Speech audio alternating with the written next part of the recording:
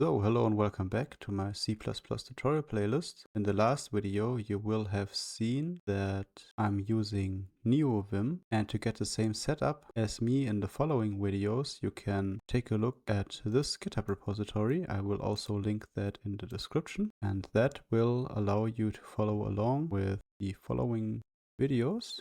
And I will have a repository where I will put all the code. I will just show you how to use my configuration and why I will use it and what the benefit of it is.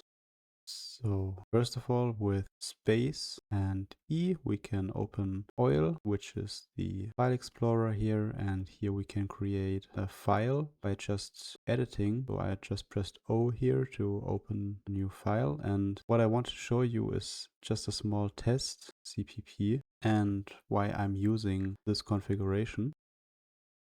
So this is just your typical hello world example, and I can here press leader, so space R, and I can automatically run this.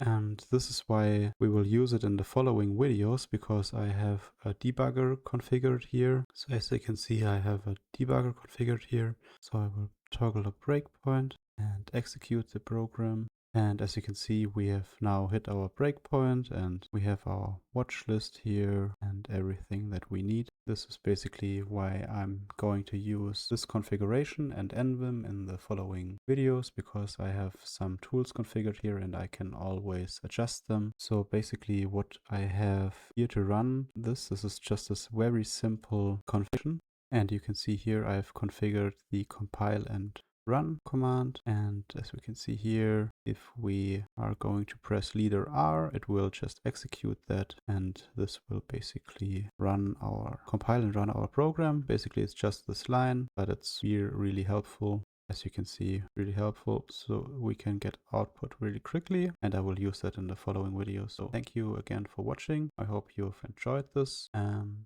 see you in the next video.